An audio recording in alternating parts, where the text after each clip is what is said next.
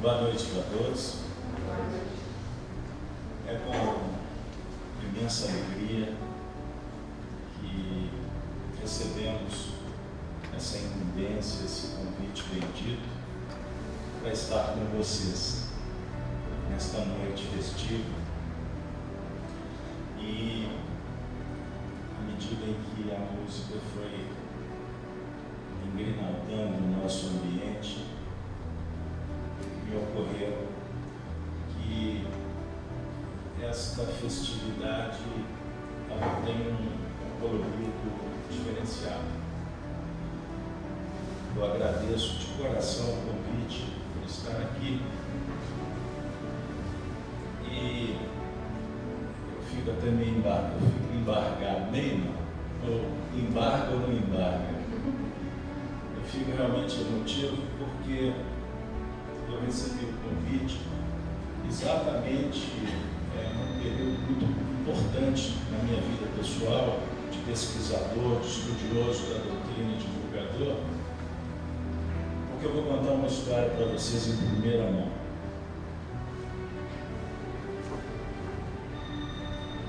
Encontrando com os corações queridos da União Espírita Mineira, não tem como a gente não voltar no tempo. Vocês citaram um dos livros que eu tive a honra de organizar,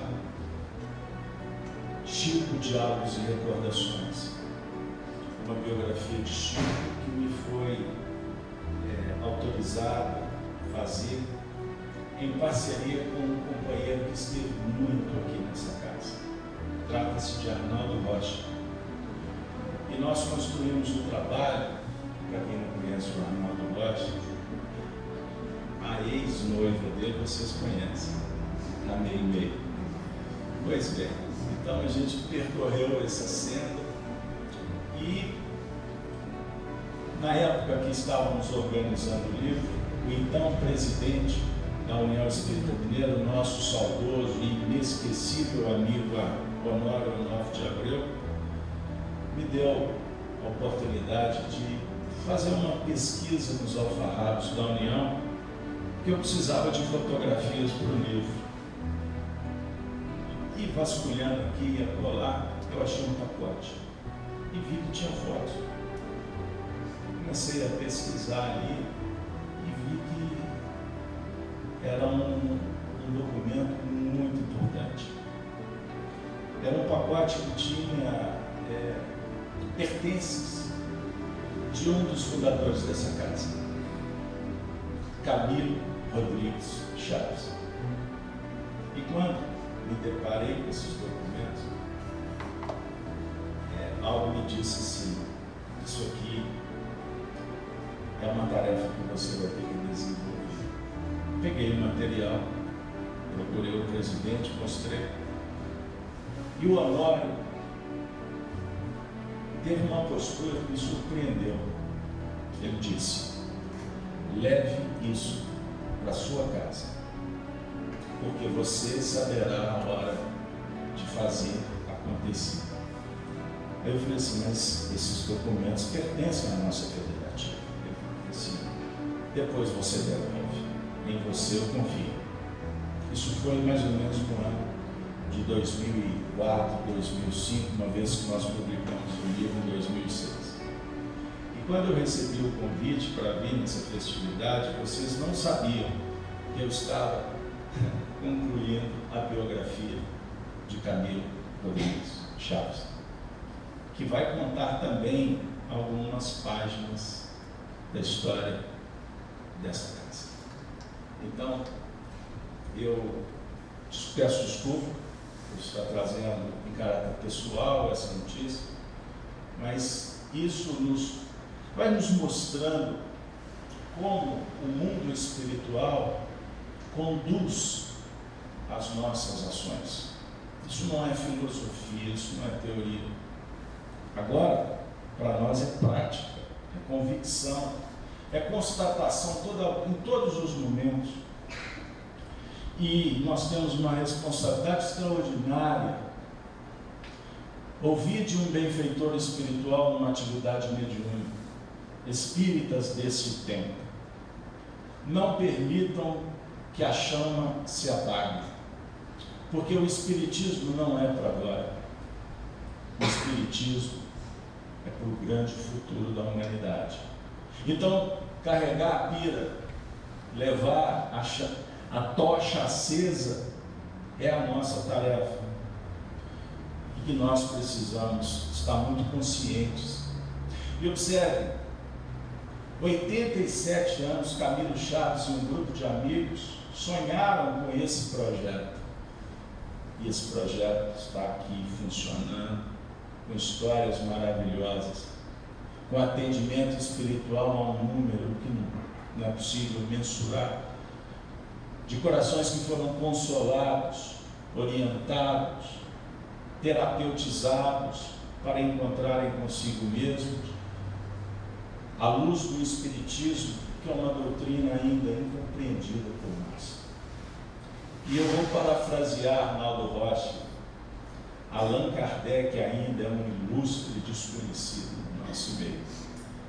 Então, numa celebração como essa, diante da diretoria da casa, nós temos uma responsabilidade seríssima de nos encontrarmos, de nos descobrirmos, porque a base da filosofia é essa: não muda, conheça a ti mesmo, porque se nós não conhecermos a nós mesmos, nós não vamos descobrir realmente qual é a finalidade da nossa existência, por que estamos aqui, a tarefa que nos compete, e acima de tudo, criar uma epopeia de ações que possam favorecer não só a nós outros, mas todos aqueles que estão conosco. E 87 anos, quando estacionei meu carro ali na porta, vim descobrindo como é que era a entrada, como é que seria a chegada, eu tive a oportunidade de ver Camilo Chaves ali naquela porta, com um grupo enorme de corações festejando. O cenário não era esse, era de Belo Horizonte, de um tempo que eu ainda não tinha reencarnado. O sonho deles foi materializado. Parabéns para vocês, parabéns para todos aqueles que aqui viveram, testemunharam o Evangelho, deram contributos e hoje engrossam as fileiras dos trabalhadores que estão do lado de lá. É muito bonito a gente poder tratar desse assunto, pois o Espiritismo abre as portas para nos colocar diante de uma realidade espetacular, a imortalidade da alma. E como me foi solicitado, não tem como, nessa festividade, não fazemos alusão ao patrono espiritual deste cenário. Gostaria muito de pesquisar, quem sabe a gente pode acessar essas informações. Por que Tiago Maior? Podemos fazer algumas ilações, mas isso, por certo, está documentado nos anais da casa. Sabem por quê?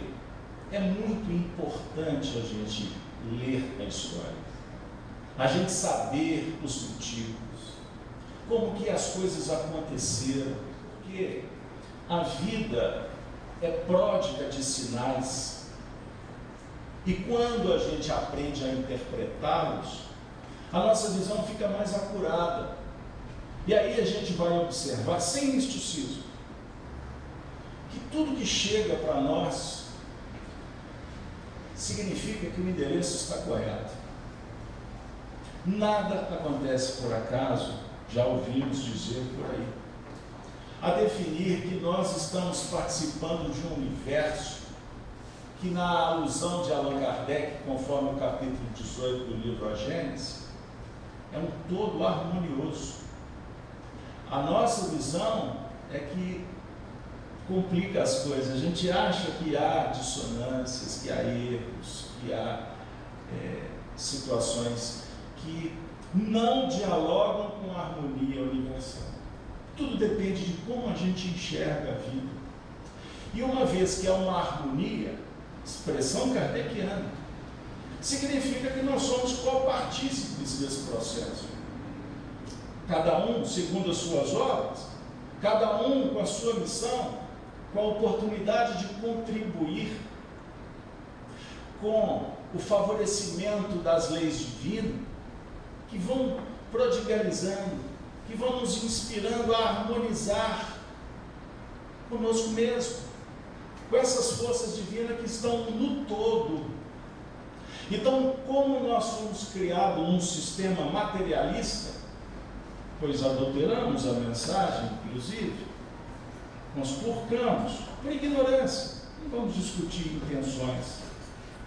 E hoje nós temos uma profunda dificuldade de entender o que é simples, entender o espírito, o ser, porque nós dissociamos, o espírito passou a ser uma coisa à parte no universo, e uma vez que tudo se integraliza, tudo faz parte, observem bem, de uma grande engrenagem, e que quando nós sentimos que há algum tipo de ruptura, isso causa dentro da nossa intimidade uma profunda dificuldade, estabelece em nós uma sensação de que as coisas estão erradas, que brota um sentimento de orfandade, completamente desconectado com a verdade, pois Deus está em toda parte, nós fazemos parte do universo divino. Foi necessário que Jesus dissesse que não nos deixaria órfãos, exatamente por conta desta dificuldade nossa de sentir, de vibrar nas faixas do amor essencial. Quem ama não sente distância, porque o amor completa, o amor está em toda parte. Então vazios existenciais só existem pela nossa incapacidade de amar. As distâncias, as rupturas, os distanciamentos até em nível das entidades, dos seres que partem para o mundo espiritual, ainda para nós é uma barreira quase que intransponível, e por isso é que nós sofremos, por isso é que nós temos dificuldade. E os Espíritos estão aqui, eles estão em toda parte, numa celebração que, por certo, nós estamos confirmando a presença de muitos dos fundadores, não todos, porque alguns deles já reencarnaram, abraçaram outras tarefas, mas observemos, não só eles, quantas entidades estão aqui conosco numa condição de necessidade, de miséria moral, de sentimento de abandono, de saudade, de sem saber o que está acontecendo, perdidos, e vieram aqui para receber um olhar, um afago, uma atenção, uma chamada escutatória, né? Porque no mundo aí a gente adora falar, o falatório, mas poucos se candidatam a ouvir. E as pessoas no mundo necessitadas de abrir o coração para desabafar. Essa nossa necessidade aqui na Terra é a mesma do lado de lá. Então esse cenáculo abre as portas para cumprir uma tarefa que a gente não consegue dimensionar a importância, o alcance, a abrangência, a transcendência, porque o mundo espiritual ele é composto por muitas dimensões. Olha que coisa de maluco. A gente acha que existem duas dimensões, dos encarnados e dos desencarnados, mas na dimensão espiritual existem faixas, gradações, que os espíritos mais atrasados não conseguem acessar. Os adiantados transitam em vários setores. A definir uma expressão poética maravilhosa que nos foi oferecida por Jesus, conforme a narrativa do Evangelho de João, no seu capítulo 14, primeiro versículo: a casa de meu pai há muitas moradas. Mas antes disso, ele falou: não se turbe. Não se turbe o vosso coração. Credes em Deus, credes também em mim. Aí ele vai dar a notícia: na casa de meu pai há muitas moradas. Se não fosse assim, eu vou teria dito. Aí o mestre dá uma dica sensacional: vou preparar-vos lugar. Olha que beleza. E nós estamos expectantes que Ele está cuidando desse lugar para a gente. Até quando? Chegou o momento, nós estamos no século 21, que Jesus veio nessa celebração, que Ele está aqui. Porque foi Ele quem disse que quando 2 ou mais pessoas estivessem falando em nome dEle, portanto, eu não tenho dúvida de que Ele está aqui nos abraçando. E qual é o movimento atual dele? Nos convidar, porque viemos, atendemos o chamado: vinde a mim. Vinde a mim todos vós, e nós viemos. Mas é muito interessante que nesse mesmo movimento ele diz assim: já que vocês vieram, agora tomai sobre vós o meu jugo. Olha que extraordinário. Tomai sobre vós o meu jugo. Qual que é o jugo dele? O jugo suave, o jugo leve, mas uma proposta que ensina, que liberta, que propõe educação, renovação. Porque nesse contexto do despertamento consciencial, a gente vai receber uma cruz. Nós vamos receber uma tarefa. Que cruz é essa? É cruz do sangue? É cruz do sofrimento? Não. Porque a proposta dele, se a gente for buscar na história, ela dialoga muito mais com a cruz dos egípcios, que representa a roda da vida, a oportunidade de superação, de vencer limites, de trabalhar virtudes, que começa pela humildade. Olha que extraordinário, que escola filosófica. E a gente acha que é cruz do sofrimento. Ai, minha cruz, minha cruz. Ai, o meu calvário. Ou seja, nós colocamos uma dose de emoção nesse processo e nos desconectamos do que realmente é a proposta.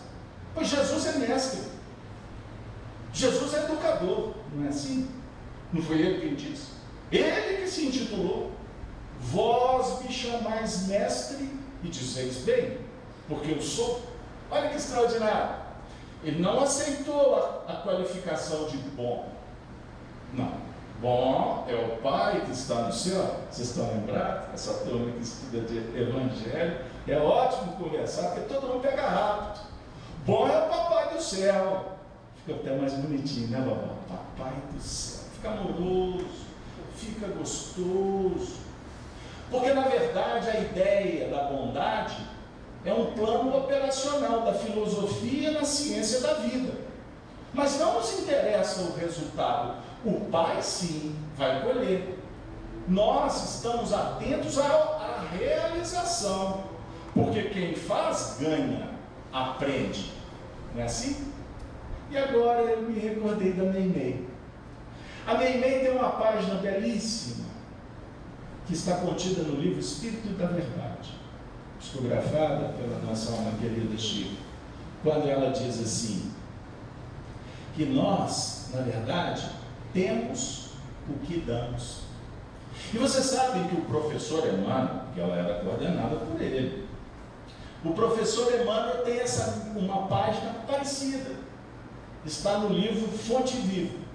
Então as duas dizem a mesma coisa, com um colorido especial para atender às preferências.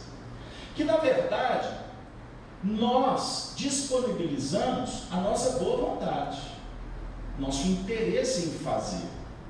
E no momento em que você coloca a mão na massa, você vai adquirir o quê? Experiência. E é a experiência que liberta o espírito, que vai dar base para ele dar passos na direção da perfeição. Mas temos o que damos. E o amor? Você dá amor? Não. Você dá inteligência? Não. Você dá experiência para alguém? Não.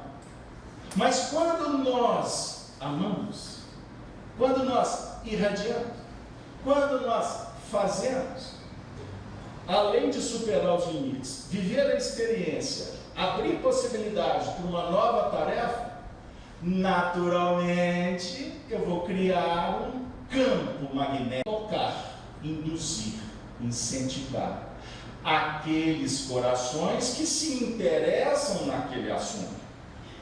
Mas é necessário que do lado de lá estabeleça uma conexão, porque não adianta fazer apenas com o interesse de convencer o outro, se o outro não está disposto a entrar nessa faixa, compreenderam? Mas o amor é um movimento tão extraordinário que a gente não tem palavra para transcodificar, que o amor é eterno. Então a irradiação do amor, quanto mais a gente vai projetando, ela vai criando um campo em torno da mente que gera. E isso não acaba. Isso permanece. Aí a gente começa a raciocinar por que falam que o amor é eterno. Porque ele vai dando autoridade para o ser. A traça, o ladrão, nada do mundo aí tira. Vai minar, vai destruir a sua capacidade de amar. E quando endereçado para aquele ente que faz parte do nosso campo de atuação, as almas afins, aqueles que desejamos o melhor, isso fica como que aguardando o despertar do outro. E quando sensibilizado, brota uma conexão que é indissolúvel, que é indestrutível. A mãe, o exemplo de amor na terra, o que ela faz pelo filho, isso fica para sempre. E num dado momento, o filho vai se lembrar. E eu falo das mães, perceberam? Não apenas aquelas que compartilham com a reencarnação. Eu estou falando do ato divino da maternidade, que dialoga com a mediunidade. Vocês concordam que tudo isso tem a ver com aquele cenáculo extraordinário prodigalizado por Jesus e pelos discípulos naquele período majestoso? Um momento que ficou marcado na história, no meio de pessoas simples. Jesus impregnou a terra com tanto amor que talvez hoje é que nós estejamos nos despertando para os feitos daquele tempo. Se eu fizer uma conexão apenas dentro desse plano, desse diálogo que a gente tem que usar os recursos até do mundo materializado. Perceberam? Há uma expressão espetacular no livro Boa Nova, na página intitulada Os 500 da Galileia. Texto maravilhoso. Quando Jesus se apresenta para aquela multidão, o povo estava com saudade de Jesus, de tudo que ele fazia, as curas, os ensinos, a presença divina. É muito bom a gente estar perto de gente boa, não é? A gente não se sente bem, a gente não se sente em paz, motivado, com vontade de conversar, de falar, a gente que somos latinos. Agora imagine aquele povo sentindo a falta de Jesus por ter sido crucificado. A expressão é: eles estavam com saudade do futuro, porque Jesus prometera que voltaria. E assim ele volta e se revela para aquela multidão, para deixar um ensinamento que iria marcar toda a história da humanidade. Porque ali ele confirmava a imortalidade. Ali ele dava garantia que o que ele prometera não era falacioso, Não havia contradição quanto às contradições que campeiam no mundo. Ele prometera que voltara. E ele voltou para dizer da imortalidade e confirmar que a doutrina dele se pautava na vida futura. Observe essa expressão usada por Allan Kardec no capítulo 2 do Evangelho segundo o Espiritismo. Estão lembrados? Nós temos que estudar, hein? Primeiro capítulo, não vim destruir a lei. Qual é o segundo capítulo do Evangelho segundo o Espiritismo? Deixa eu apertar o grupo. Qual é o título? Tá bom, eu vou ajudar. Meu reino não é desse mundo. Aí Kardec escreve: toda a doutrina do Cristo é apoiada na vida futura. Observe. Que vida futura? Desencarnação?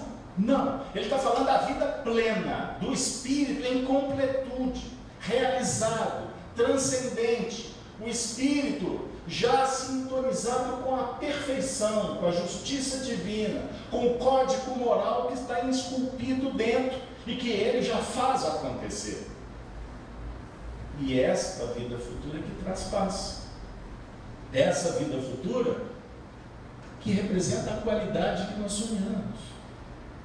O mundo lindo, como se expressa hoje em dia, o mundo perfeito, as famílias unidas, fraternas, sem polarizações por aí, sem ala de lá, ala de cá, sem que as pessoas sejam rotuladas como medalhinhas de uma classe YZ, onde as pessoas serão elas mesmas e elas não tendo que provar o que elas são. Um mundo em que o ser está consciente do que tem que fazer e faz por amor. O dever é meta, não é obrigação, é realização. Observe como quantos conteúdos doutrinários que nós vamos alinhavando nessa singela manifestação, nesse papo gostoso que a gente está tendo aqui. Pois nós estamos sendo chamados para mergulhar dentro, com tantas histórias, para se conhecer. E como é que você vai se conhecer? Você tem que cartografar, você tem que mapear, você tem que dedicar, olhar para dentro de você mesmo com coragem, procurando as tendências, o que é bom, o que foi bom e não é mais, aonde devemos investir.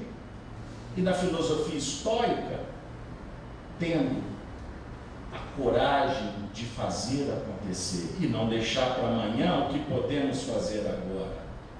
Perceberam? Agora, para a gente chegar, como chegamos, nesse momento oportuno, histórico, pleno século XXI, quando nós espíritas estamos constatando no dia a dia o que foi profetizado por Jesus, pelos profetas antes, depois, quantos falaram do período que a humanidade atingiria, um momento de definição, de grandes mudanças. Nós estamos passando por esse momento, no olho do furacão. Estamos vendo coisas que, no adágio popular, até Deus duvida, onde os valores morais cada vez mais desprezados. As pessoas com dificuldade de dialogarem. Os ambientes que foram criados para debates, hoje é terreno de guerra. E não precisamos de elencar para que a reunião continue festiva. Mas é necessário que a gente entenda o porquê tudo está acontecendo agora. E esta celebração, que está sendo realizada em muitas outras casas espíritas, que estão comemorando o retorno, porque nós estávamos nos sentindo como que abandonados. Aonde estão os nossos familiares? A família espiritista, as nossas reuniões, não podíamos fazer. Isso nos remeteu a reflexões das dificuldades que os próprios cristãos viveram no período do cristianismo nascente, quando eles tinham que se encontrarem nos cemitérios, como em Roma. Estão lembrados das histórias? E eles, sabendo que corriam riscos de vida, e a maioria deles trucidados por gladiadores, destroçados por mandíbulas das feras africanas, aqueles animais, ou se tornando tochas para iluminar as ruas de Roma, para o deleite do povo que festejava o sofrimento daqueles miseráveis, aqueles párias que incomodavam a sociedade romana. E nós aqui, precisando do trabalho, precisando de retomar, precisando de preencher, pois a inanição leva à depressão. A falta de atividade de contato nos causa problemas psicológicos que a sociedade vamos conferir, isso com o passar do tempo, os efeitos desses 2 anos que a diretoria lembrou. Nós estamos vendo os nossos pais, as pessoas idosas, nós estamos vendo o alto índice de suicídio entre adolescentes, entre crianças, porque imaginam jovens sem poder conviver, sem poder se relacionar. Como nós vamos evoluir? Como que nós vamos trabalhar a socialização que sugere as virtudes? Então agora nós estamos retomando. E que nós possamos celebrar, porque é um momento histórico. E quando voltamos os olhos para aquele período dos cristãos, que precisamos de recordar, para que a gente possa passear os olhos, lembrando do próprio patrono dessa casa, nós vamos encontrar uma história marcante, profunda, transcendente, de testemunhos daquelas almas, esse legado gigante de virtudes, de entrega, para nos emular, para nos motivar nesse momento, que chegou a nossa hora de fazer. E eles nos respaldando nessa tarefa. Hora de quê? De confirmarmos a nossa fé, de darmos o testemunho, se realmente a nossa cruz é a do Cristo, ou se a nossa cruz é a cruz de César. Porque a cruz de César crava, a cruz do Cristo liberta. A cruz do Cristo é uma chave que abre os portais da inteligência, do saber, da virtude. A cruz do Cristo é a roda dinâmica da caridade, e por isso ela tem as 2 hastes. A vertical, que faz a ponte céu e a terra, olha que extraordinário, a definir que o homem desconectado com o divino, ele se perde facilmente nas próprias concupiscências, nas próprias limitações, nas suas imperfeições. Precisamos da intuição, precisamos da espiritualidade e precisamos da religiosidade. Essa haste vertical, ela é um emblema que precisa de ser estudado, porque nos auxilia tanto no trabalho quanto nas próprias terapêuticas que precisamos realizar para superar as nossas mazelas, as nossas doenças manifestas e aquelas que vão se manifestar amanhã, pois vivemos sobre as influências do passado. Estamos como que numa jornada nos preparando o tempo todo para uma novidade nesse percurso. E aí as surpresas é que nos impulsionam para crescer. Porque quando a gente começa a acomodar, a gente entra na rotina, aí a vida vai nos colocando numa situação de perigo.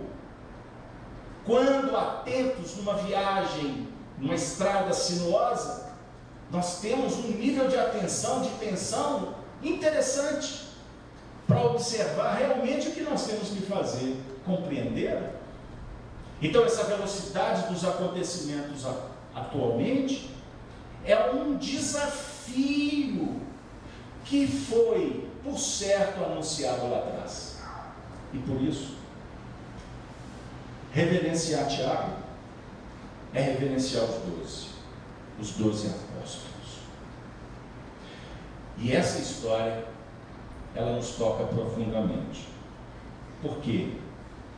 Cada personagem daquele período é um arquétipo que nós precisamos trabalhar em nós. Pedro, João, Tiago. Vamos ficar só com os 3? Porque aqui nós já temos muito material. Tiago Maior. Ele era irmão de João, filhos de Zebedeu. Interessante porque eles são considerados, no primeiro momento, os mais importantes a definir uma escola que tem cada um a sua função. Os mais experientes, os menos experientes. Mas a definir que a vida prodigaliza oportunidades para todos. E que hoje na direção, amanhã outro irá dirigir. Hoje com escassez, amanhã com abundância, com saúde ou com doença, jovial ou mais velho. A vida é pródiga de símbolos e a gente tem que aprender a... Vou usar uma expressão jovial, que eu ainda sou jovem, não sou? Nós precisamos de curtir. Pode ser? Vai, né? Passou. Nós precisamos de saborear a vida. Nós precisamos de transformar cada momento num instante palatável. Porque cada momento ele não volta mais. Ele é único. A experiência que fica é aquela que vai constituir a nossa memória e pela memória que nós vamos construir o nosso grande futuro. Observe. Por que eu estou falando isso? Porque nós precisamos de recordar que eles, com suas tarefas específicas, tiveram um papel monumental na passagem de Jesus. Foram eles chamados para o Monte Tabor. Lembrados? Quem? João, Tiago e Pedro. Lembram da transfiguração? O que aconteceu? Esplandece luz, materializa o grande profeta Elias, Moisés. Estamos ali naquele processo, a definir que há uma conjugação dos céus com a terra e que há uma gradação, a definir que nós temos um momento de elaborar e um momento de operar. A operação de hoje vai marcar o trabalho de amanhã. Pode ser que nós estejamos repetindo a nossa trajetória como espíritas. Já pensou nisso? Você pode ter sido espírita na outra encarnação, ou podemos estar na primeira, ou quem sabe na terceira. O que nós estamos fazendo dessa experiência? Nós estamos sendo religiosos, tradicionais, acompliciados com a religião de fora. Na visão de Albert Einstein, existem duas religiões: a religião intrínseca e a religião extrínseca. O que significa? Kardec tinha explicado isso. A religião pura e imaculada é a do coração, não é a do externo. Compreenda. Kardec tem um discurso extraordinário, Revista Espírita, 1868. Ele vai falar sobre se o Espiritismo é religião ou se o Espiritismo é filosofia. É um tratado espetacular a definir o seguinte: que a religião de fora, ela atende socialmente, ela pode nos ajustar psicologicamente em alguns contextos, mas nós continuamos capenga, porque ela não resolve os nossos dramas existenciais, ela forma. Quer um exemplo? O espírita que ainda está muito no plano externo, ele acredita na reencarnação, na mediunidade, frequenta a reunião pública, política e etc, etc. Mas ainda não tem clareza, consciência da sua tarefa como um espírito imortal. Frágeis, qualquer abalo nos derruba. Não se assusta, nós estamos caminhando para superar isso. A desencarnação passa a ser uma passagem, mas para muitos a desencarnação ainda é perda de entes queridos, e nós sofremos amargamente, porque a nossa relação ainda é a relação da posse. A nossa interação no mundo ainda é materializada, é do interesse. A vaidade campeia. O médium está fazendo para Jesus ou para o ego? A atuação é para atender o grupo e ser aceito ou se realizar consciencialmente? A atuação aos sofredores. Nós estamos matriculados no campo da beneficência ou da caridade em essência? Que há uma diferença. A beneficência é um departamento importante, é verdade, da legítima caridade, mas a essência da caridade, primeira, isso é conceito doutrinário, questão 886 do Livro dos Espíritos. Como podemos definir a caridade? Benevolência, indulgência e perdão. Opa!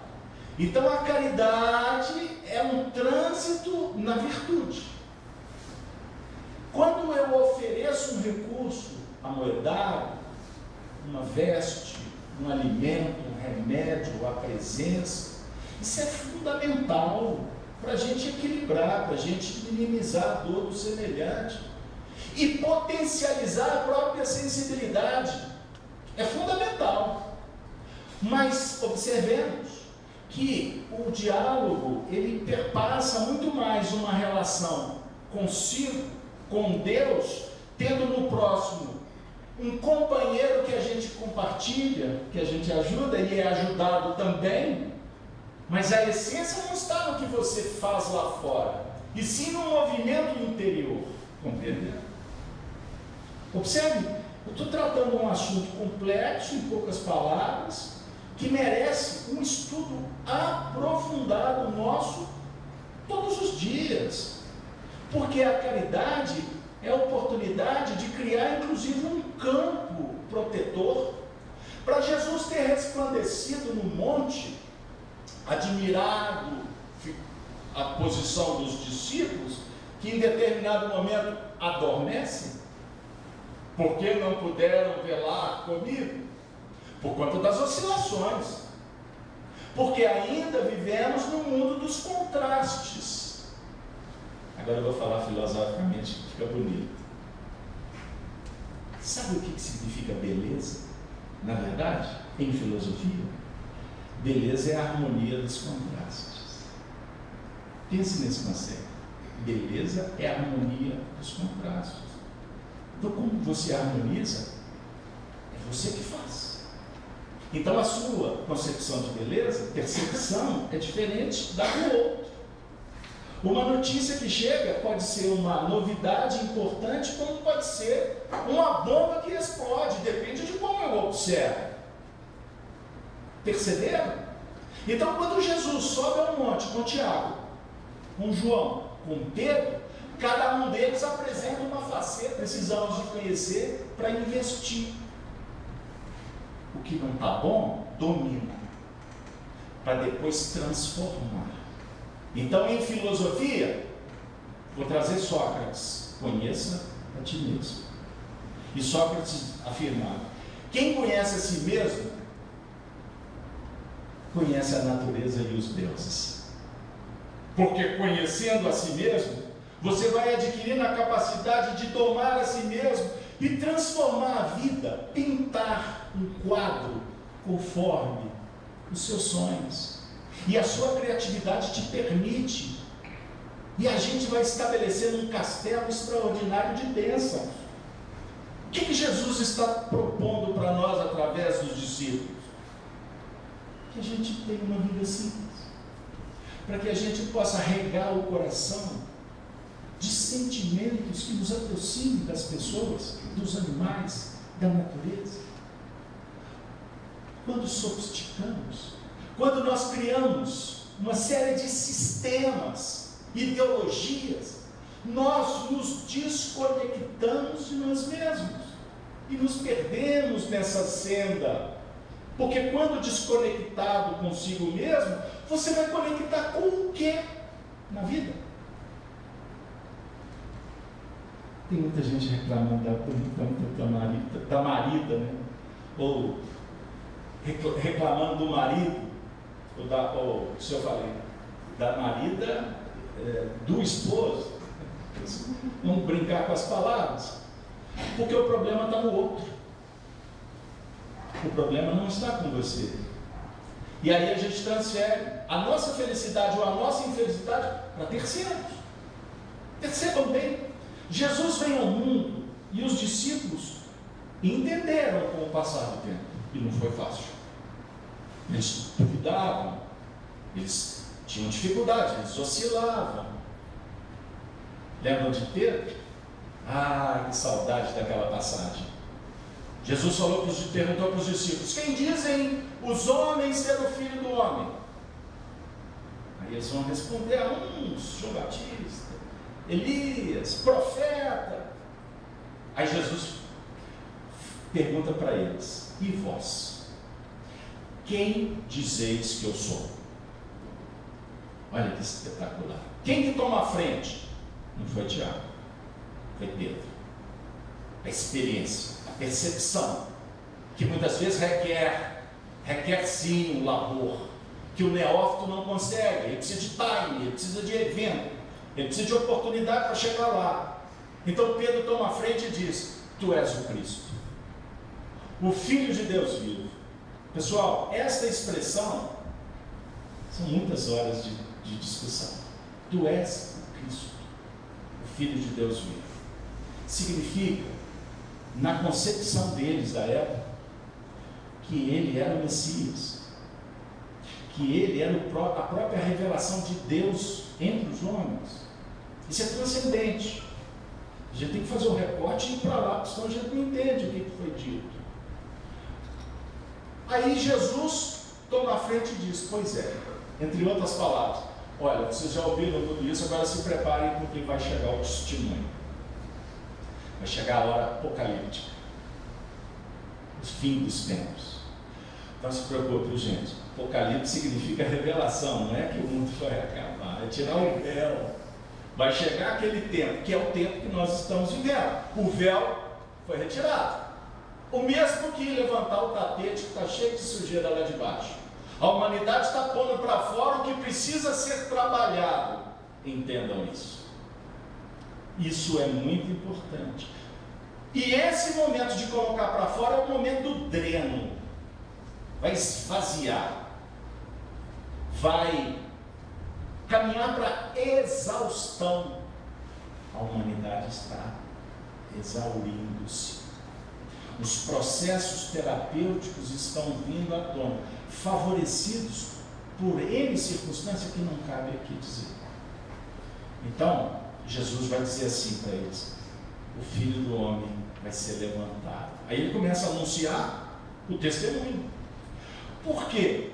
Toda lição nos conclama para colocar em prática. Seremos provados, testados. Não é assim na escola? O que Pedro falou com ele? Não, Senhor. Não permitiremos. Vamos te defender. Não vamos ter. Aí ele foi. Entrou para a dialética. Entrou por parlatório acadêmico, intelectual. Jesus disse para ele assim: para trás de mim, Satanás. O que significa? Satanás é a representação do opositor. Não é aquele tridente, não é isso.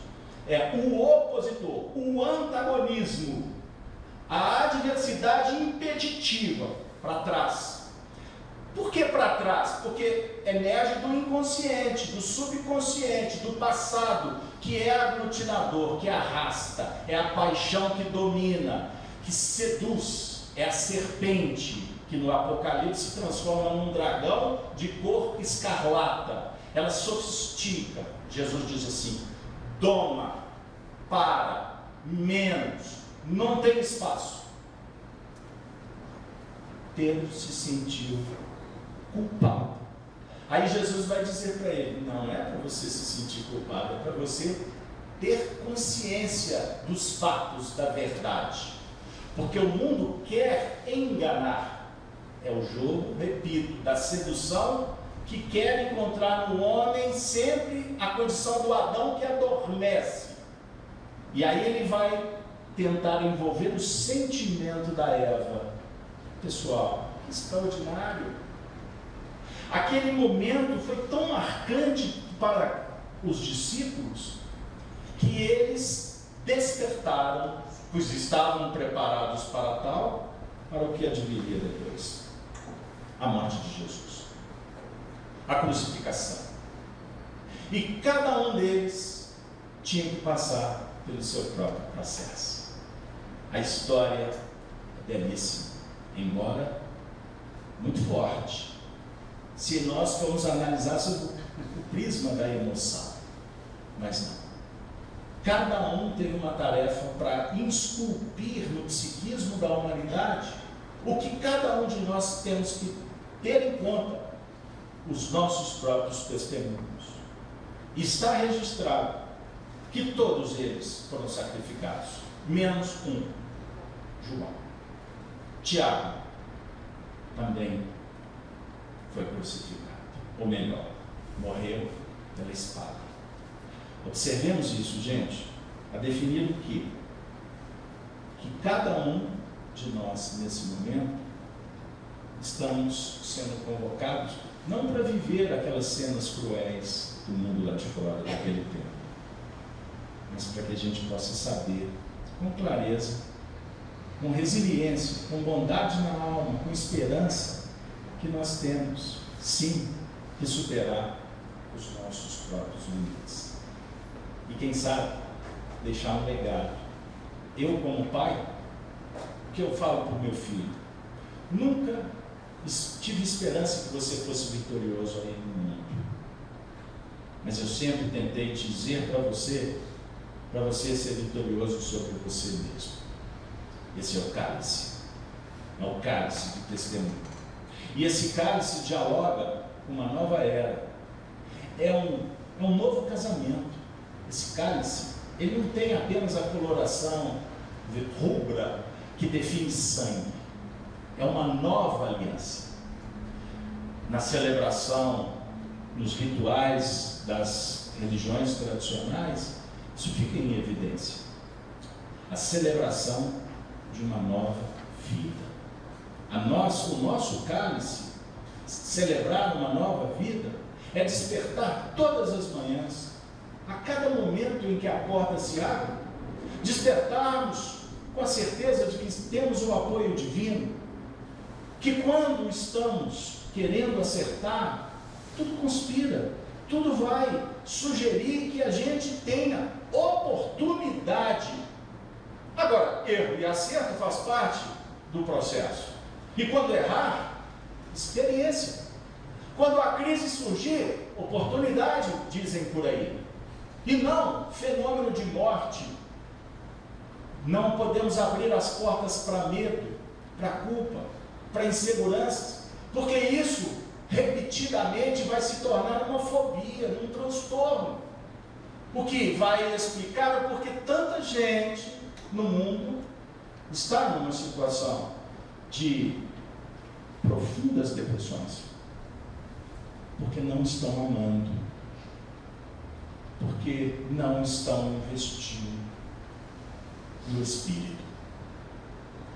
Não estou aqui fechando a questão, porque existem doenças que são fisiológicas mesmo, mas grande parte delas é o resultado de uma vida, ou de muitas vidas, de comportamentos, de hábitos. E chega um momento em que tem que parar para recomeçar. E saibam, reflitamos, que nós somos espíritos que estamos, entendam isso, vivendo uma experiência na Terra. Mas nós somos espíritos e, como tal, devemos viver como espíritos. Porque se o nosso olhar ficar no limite, berço e túmulo, realmente nós vamos olhar aí para fora e a sensação é que não tem jeito. Que o nosso país está entregue na mão de sei lá quem. Que as nossas famílias, cada vez mais esfaceladas por doutrinas islâmicas, ou pensar onde Deus, até Deus está sendo retirado do nosso palavreado, da nossa conversa. É fora de moda orar em família? Como assim? Pessoal, nós temos que fazer a nossa parte. A celebração desse aniversário pode ser um convite para a gente recomeçar um ciclo diferente. Superamos os 2 anos, ou quem sabe os 2 anos, foi um grande alerta para cada um de nós, para que a gente possa voltar diferente. E essa história de novo normal, que fique no diálogo do mundo aí de fora. Não tem novo normal. O diálogo é com virtude, é com sabedoria, é com justiça, é com amor, é com caridade. Ponto. É isso que alimenta a alma. O amor é alimento da alma. Foi Jesus quem disse: o pão, eu sou o pão da vida. E André Luiz tem uma frase esculpida no livro Nosso Lar, que dialoga com a comunidade espírita. Lá em Nosso Lar, eles vão dialogar sobre o alimento. E Narcisa oferece essa reflexão. O amor é o alimento da alma. Mamãe, parabéns, pois vocês são um exemplo de alimentação. Ai dos homens, se não fossem as mães. Ai da humanidade, se não fosse a mediunidade destas devotadas que esqueceram de si mesmas para amar. E os seus filhos sempre serão anjinhos.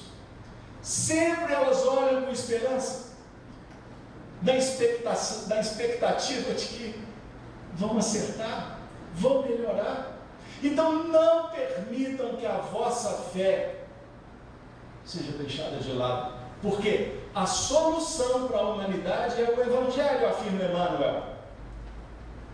Kardec coloca o Espiritismo como uma doutrina que vai contribuir com o fenômeno da evolução dos povos, mas não será o Espiritismo responsável.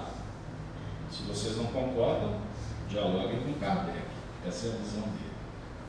Mas o Evangelho é a solução. Que Evangelho? Evangelho de fora? Não. É o despertar da consciência em nível de amor, de virtude, que para muitos nem precisam dos termos usados pelos religiosos, mas que nós respeitamos os religiosos e não podemos abrir mão disso. Todas as religiões são divinas, todas aproximam os homens de Deus e deles mesmos, cada um com a sua peculiaridade. Nós precisamos de ter essa noção, essa percepção que todas as casas que se abrem em nome de Deus é a voz divina que nos conclama para que a gente seja um dia um só rebanho. Pode ser que por enquanto a gente esteja num grupo, graças a Deus, abençoado, mas esse trabalho é para o mundo.